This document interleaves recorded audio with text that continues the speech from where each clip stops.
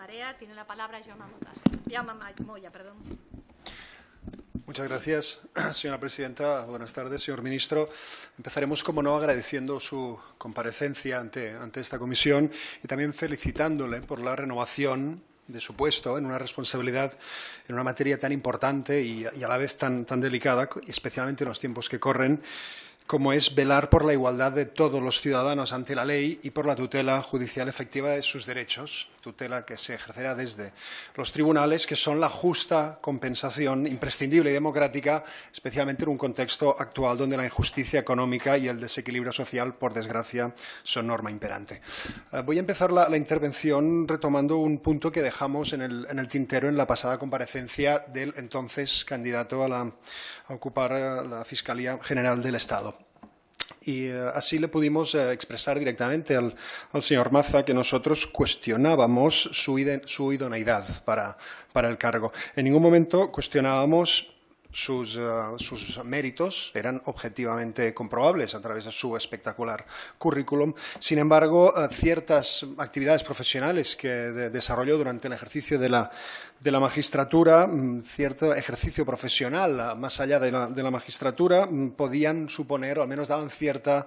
apariencia de incompatibilidad ética, según habían dicho algún colectivo de juristas. Estas actividades desarrolladas junto a entidades, sociedades jurídicas especialmente elitistas, incluso algunas de ellas pues vinculadas a personajes como el comisario Villarejo, relacionado con la Operación Cataluña, con el informe UDEF de la familia Pujol, etcétera, etcétera, nos llevaban a, en primer lugar, concederle sin ninguna duda el beneficio de la duda al señor Maza, pero sin embargo, pues a priori no le concedíamos, no consideramos que fuera la persona más idónea para ejercer este cargo. Aprovechando que usted está hoy aquí, pues quisiéramos saber qué criterios adoptó el Gobierno para llegar a la conclusión de esta idoneidad. Y ya que hablamos de la Fiscalía, pues también tratar el tema de la necesaria reforma del Estatuto Orgánico de la Fiscalía, que usted mismo ya en su intervención ya ha apuntado, y nosotros pues también consideramos que es necesaria esta reforma del Estatuto Orgánico, una reforma que debería dotar a la institución de transparencia, de democracia interna, de independencia orgánica, de independencia funcional, de autonomía financiera. En su comparecencia también recordamos al señor Maza cuando nos aseguró que él estaba convencido que el Gobierno en ningún caso invadiría su autonomía, pero ello puesto en consideración con unas declaraciones que le recogió a usted, señor ministro de la Prensa, días antes, en las que usted afirmaba literalmente que la Fiscalía no es independiente y que la Fiscalía puede recibir instrucciones escritas del Gobierno, pues parecen anunciarlo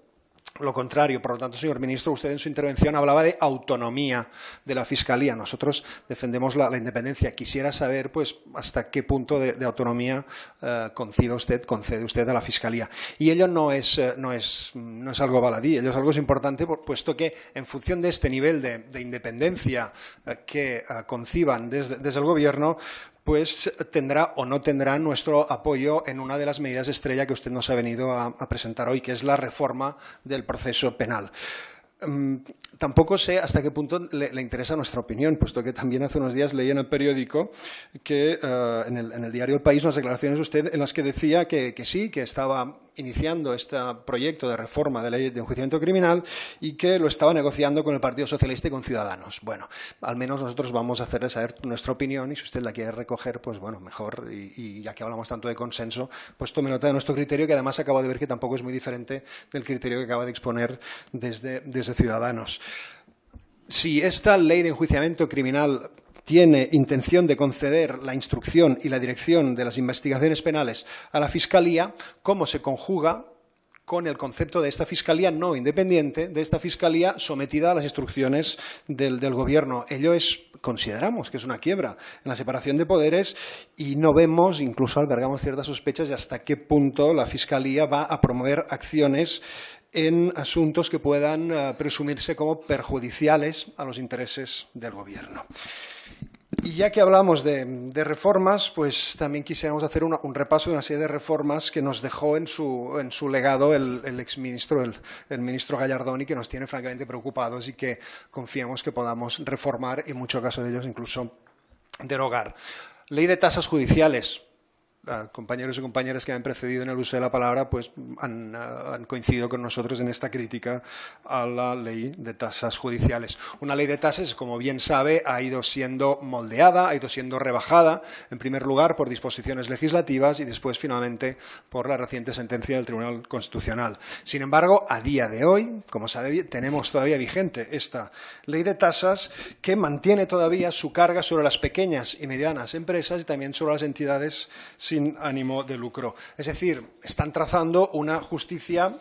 a dos velocidades. Una justicia para aquellos que efectivamente tienen suficientes recursos para acudir a la justicia y poderla pagar, y otra velocidad menor para el resto de ciudadanos. Tomamos nota de su intervención, en la cual entendemos que se compromete a reformar esta ley de tasas, a establecer la exención para las pequeñas y medianas empresas y para las entidades sin ánimo de lucro, y aprovechamos pues para cuestionarle si entiende que las tasas sí deben seguir gravando el acceso a la justicia de quienes son los principales usuarios de los juzgados y tribunales y de quienes son los principales causantes de esta saturación, que no son otros que las grandes empresas habituales litigantes, cuyo gran número de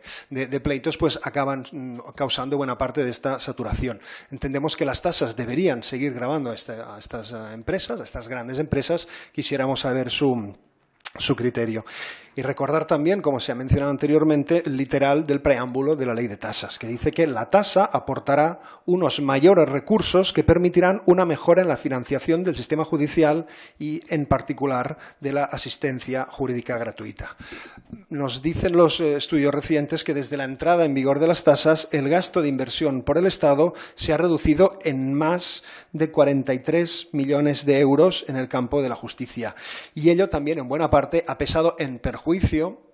de los profesionales, abogados, abogadas, procuradores, procuradoras que han intervenido, que intervienen en su día a día en el desarrollo de la justicia gratuita. Justicia gratuita que, como bien sabe, es un pilar básico de la garantía del acceso de la ciudadanía a la justicia en plano de igualdad. Bien sabe que estos profesionales ven día a día una pérdida importante de poder adquisitivo con el recorte de sus retribuciones por el turno de oficio. Algunos colegios han estudiado y han llegado a la conclusión de que por su trabajo estos profesionales están siendo retribuidos con poco más de 2 euros a la hora. De manera que esta prestación prácticamente deviene una auténtica prestación social y a expensas de estos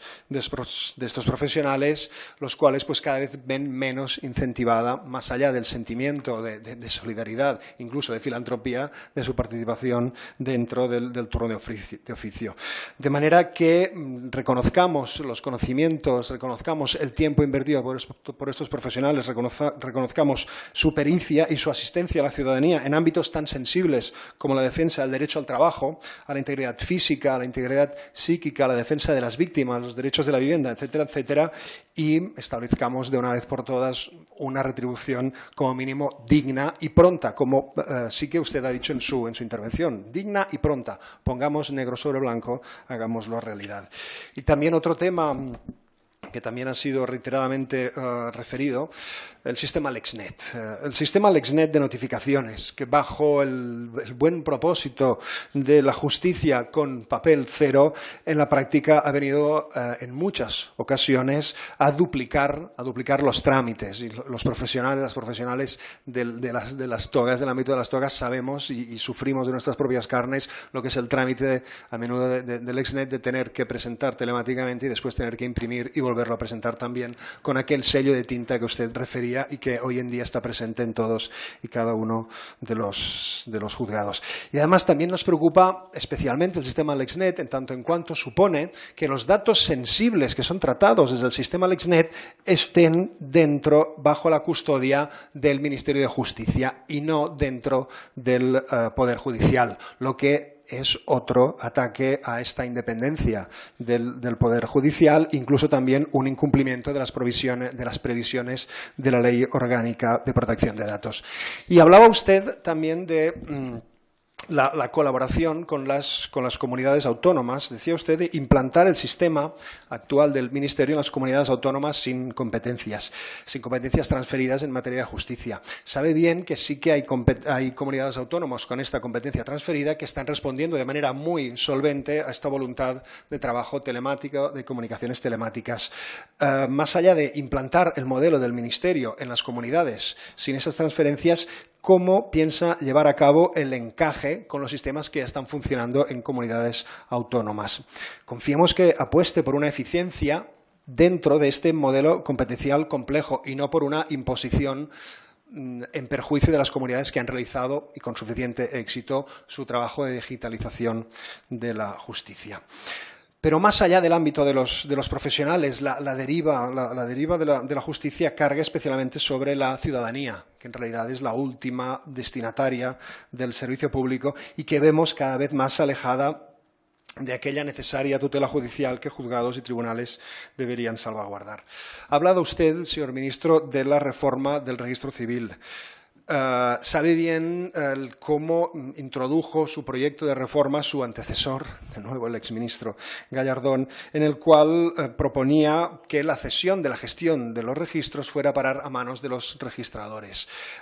Ellos saben el revuelo que causó y sí que reconocemos que una de sus primeras medidas, señor ministro, fue aparcar esta reforma, aunque no sabemos si le fue por convicción o como, y le leo literalmente, porque usted dijo que sería absurdo que el Gobierno se empeñase en una reforma que no cuenta con los apoyos necesarios. Sin embargo, hoy, aquí, delante de todos y todas, ha informado que ese proyecto de registro civil lo constituye, lo concibe como un ente público, gratuito y electrónico, con la llevanza 100% pública. Señor ministro, se lo copiamos literalmente, negro sobre blanco, y en esta línea usted nos va a encontrar en el apoyo y no en aquella línea que en su momento anunció el exministro Gallardón. Y también, señor ministro, usted hablaba de una justicia cercana, de una justicia presente, hablaba de la redistribución de las cargas de trabajo y pasaba, eso sí, muy de puntillas sobre la cuestión de los juzgados de violencia sobre la mujer. Veamos, conjugando estos conceptos, estos últimos días ha circulado en la comunidad autónoma de Murcia, también en Cataluña, y tememos que se hará norma en buena parte del Estado, una serie de argumentos a partir de la especialización, de una mejor calidad en el servicio, pero que vienen a justificar la eliminación de las sedes de los juzgados de violencia machista de los partidos judiciales y centralizarlas en las capitales de provincia. Si ello es así, sepa que vamos a estar absolutamente en contra, puesto que si necesitamos una justicia cercana y presente, lo es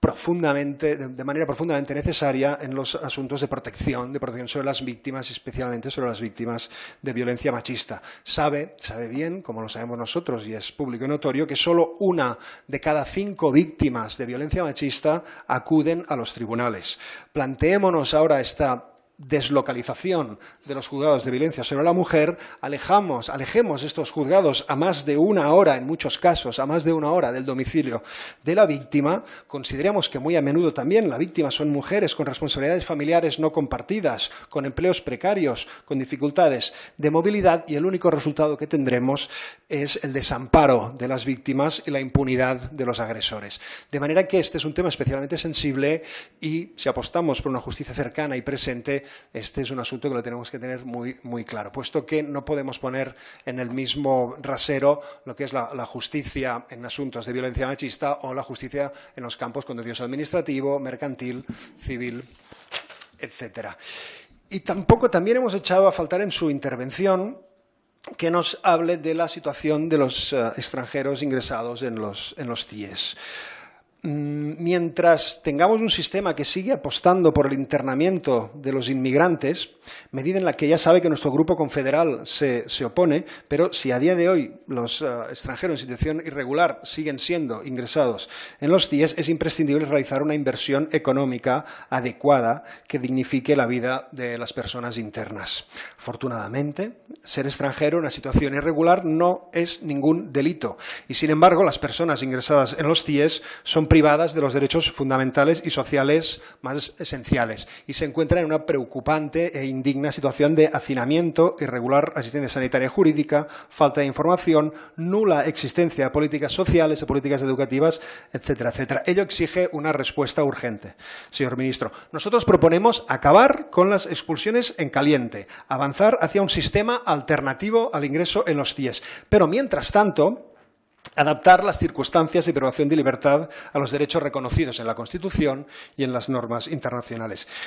Y además, en aras a la defensa de un sistema garantista, consideramos que instituciones penitenciarias deberían reintegrarse dentro del Ministerio de Justicia y no depender del Ministerio del Interior.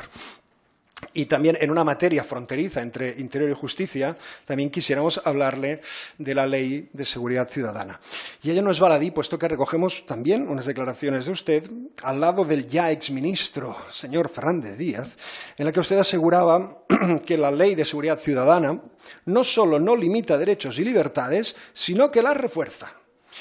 Y teniendo por delante un panorama como es a día de hoy, el panorama actual,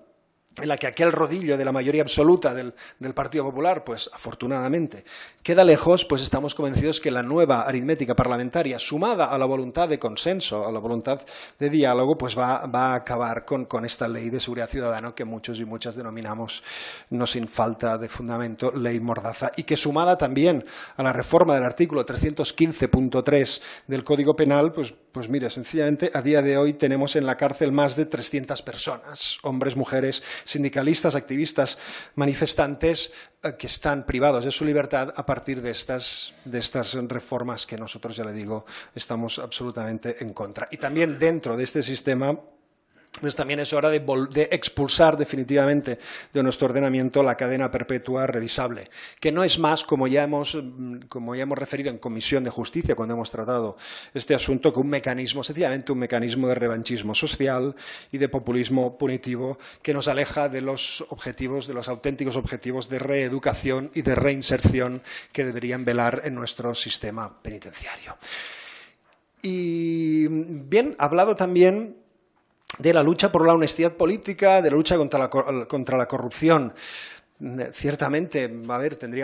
solo tendríamos que verificar el varapalo del informe Greco, el varapalo que ha dado al Estado español y al Gobierno de España el informe Greco, en el cual se nos dice que de las 11 recomendaciones que se hizo en el año 2014, 2 años después, 6 directamente no han sido aplicadas, han sido absolutamente obviadas y 5 han sido solo parcialmente adaptadas.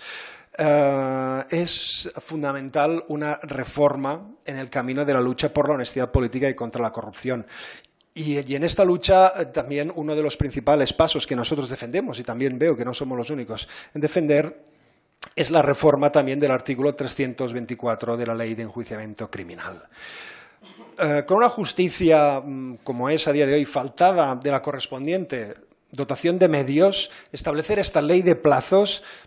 sencillamente lleva a la impunidad de los corruptos, en una ley de punto final al más puro estilo Berlusconi. Vamos a ver, seamos serios, los que ejercemos, los que trabajamos, los que tenemos tradición de llevar togas en juzgados y tribunales, sabemos que ninguna causa compleja, como son los delitos de corrupción, los delitos fiscales, los delitos de malversación, en general puede ser instruida ni en 18 meses, ni mucho menos en 6 meses. De manera que en la práctica está suponiendo una instrucción sin las debidas garantías que en la mayor parte de los casos va a acabar con la impunidad del procesado y causando una enésima frustración en la ciudadanía. Y junto a ello, que también celebro haber escuchado en diversas de las anteriores intervenciones, entrar con fuerza, con vigor, con seriedad también en la protección de los denunciantes de delitos de corrupción. Denunciantes de delitos de corrupción que estamos viendo en la práctica que finalmente acaban siendo ellas mismos víctimas de represalias por exigir honestidad y honradez en la política y que lo acaban pagando con la pérdida del trabajo, con la pérdida de la salud. Y además también es urgente regular la cuestión de los indultos, especialmente de los indultos a los corruptos. Oí hace pocos días al presidente Rajoy, y me ha parecido entender también en su intervención, que el Consejo de Ministros nunca ha indultado a ningún corrupto. Eso no es así. Afortunadamente no es habitual, pero eso no es así. Vamos a recordar, por ejemplo, el caso del exsecretario general de la Conselleria de Treball de Catalunya, el señor Serviche, de Unió Democràtica de Catalunya, que fue condenado por prevaricación y malversación y gracias al indulto se libró de una pena de 4 años de cárcel. O del exalcalde del Partido Popular del Valle de Abdalajís y 3 de sus concejales, también indultados. O del exsecretario de la subdelegación del Gobierno en Cáceres, también condenado por vender permisos falsos a inmigrantes y que también gracias a un indulto fue librado de la cárcel. Después de un siglo y medio ya de vigor de la ley de gracia de indulto, ya es hora de hacer una profunda reforma de esta institución, impedir que ningún condenado por delitos de corrupción política eludan la acción de la justicia y, en cambio, desarrollar con rigor, con conciencia, desarrollar el acceso al tercer grado penitenciario, desarrollar un sistema de beneficios penitenciarios condicionados siempre y en todo caso a la efectiva atención de la responsabilidad civil y a la colaboración en la reparación del daño. Entendemos que en la lucha contra la corrupción sería mucho más importante este tipo de medidas. En la misma también esperamos abordar la reforma del sistema de aforamientos, un sistema de aforamientos que produce algo tan inédito en pleno siglo XXI como es arrojar la desconfianza hacia el juez ordinario predeterminado por la ley. En esto también vamos a estar a favor de la reforma del sistema de aforamientos y limitar al mínimo los cargos políticos aforados y también en qué circunstancias sí y en qué circunstancias no interviene este aforamiento. Y también le hemos oído hablar, le leímos hace unos días en prensa y le hemos oído hace un rato hablar o referir a las puertas giratorias de jueces y magistrados. Nosotros no estamos de acuerdo con esta referencia, entendemos que es una perversión del lenguaje, señor ministro. Una puerta giratoria es cuando un alto cargo de la administración deja ese alto cargo y pasa a integrarse a una gran empresa privada, a un lobby, a un bufete lobbyista, etcétera. No cuando ese juez o magistrado sencillamente acaba su vida política y se reincorpora a su cargo en la magistratura. Es cierto que algunas medidas se tienen que tomar en estos casos, evidentemente desde la transparencia sobre todo, pero ya de entrada que se llame puertas giratorias a lo que es una reincorporación, pues ya le digo que no nos gusta nada. Y si ese es el caso, también nos gustaría saber si ello solo afectaría a políticos electos o también a cargos de libre designación, como sería el caso del señor Carlos Lesmes, que de director general del Ministerio de Justicia pasó inmediatamente a ser presidente del Tribunal Supremo y del Poder Judicial, o, por ejemplo, actualmente, del señor José Manuel Holgado, hasta hace poco magistrado en la Audiencia Provincial de Sevilla y ahora nuevo director general de la Guardia Civil. Consecuencia de todo ello, señor ministro, por desgracia, vemos como la ciudadanía no percibe la justicia como un buen servicio público que garantice la igualdad y la celeridad necesaria. Y digo celeridad, es muy importante conseguir el efecto de la agilidad en la justicia, pero en ningún momento esta agilidad puede actuar en perjuicio de las garantías. Y mucho tiene que ver también todo esto con la Carta de Derechos de los Ciudadanos ante la Justicia. Celebramos también que en su intervención haya hecho referencia a esta carta que por desgracia a día de hoy también muchos lo percibimos solo como un cartel cada vez más descolorido, colgado en los vestíbulos de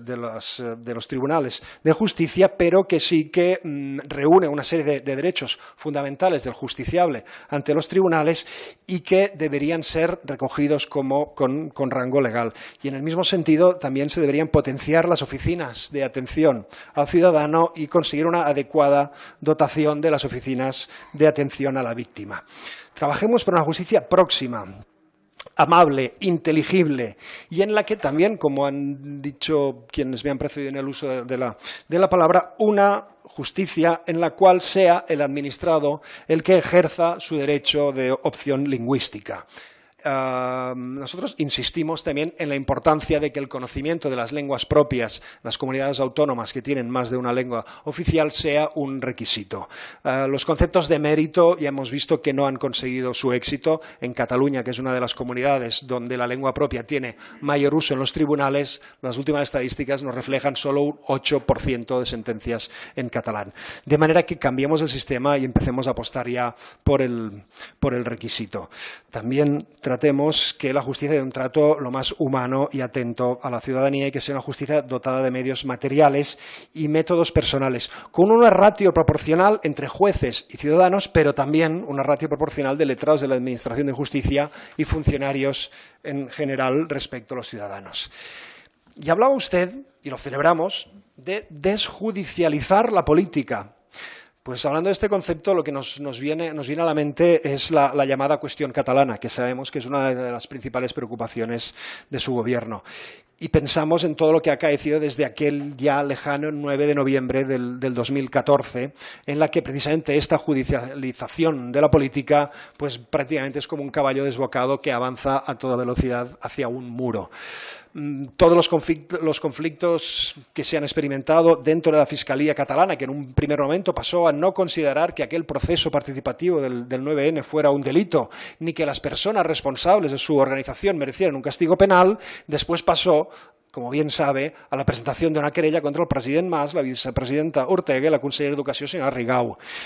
Y después de ello, pues bueno, tenemos la marcha del fiscal, el señor Rodríguez Sol, fiscal del Tribunal Superior de Justicia de Cataluña, fulminantemente cesado, y días después también el cese, la dimisión del fiscal general, señor Torres Dulce. Y a partir de ahí, pues oiga, la cruzada judicial promovida por la fiscal señora Consuelo Madrigal contra ayuntamientos, concejales, alcaldes, la presidenta del Parlamento de Cataluña, señora Forcadell, recientemente el diputado Homs, y un panorama de posturas enquistadas que nos alejan del diálogo y el entendimiento. Sin embargo, hace una semana celebramos escuchar a la vicepresidenta,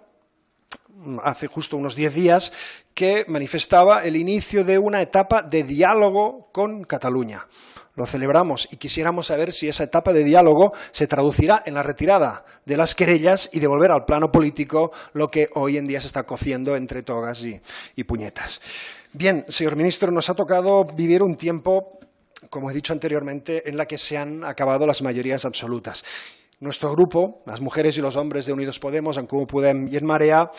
pretendemos traer el sentido común de nuestra sociedad a la Cámara. Y en nombre de este grupo confederal, le certifico que estamos dispuestos a dejar la piel para que este sentido común traspase las paredes de la Moncloa. Se abre un tiempo de pactos, como se dice y se repite en este foro, pero van a ser unos pactos que no deben ser firmados en despachos oscuros, sino pactos de Estado realizados con luz y taquígrafo, cara a cara con los afectados y con una sociedad civil empoderada que hace mucho tiempo que está construyendo soluciones alternativas. En su intervención también celebramos... Señor Moya, tiene que ir terminando, va perfecto. muy con creces, ha pasado. Disculpe, termino inmediatamente en el sentido de confirmarle que en el camino de la transparencia, en el camino de rendir cuentas de la participación en la justicia nos va a encontrar con nuestro apoyo, de la misma manera que quien ha intervenido, señor Prendes, decía que le gusta la música, veremos la letra, nosotros también nos gusta la música, veremos la letra y lo que sí que le certificamos es que no vamos a hacer de palmeros. Y sencillamente terminar celebrando que se haya archivado la querella contra la señora Victoria Rosell. Celebramos el archivo de la querella y lamentamos que haya llegado tarde, puesto que si hubiera llegado antes, en este momento no hubiera sido yo quien le hubiera estado hablando durante mucho más tiempo del que me corresponde, sino que sería la señora Rosell. Muchas gracias. Muchas gracias, señor Moya. Por el Grupo Parlamentario Socialista.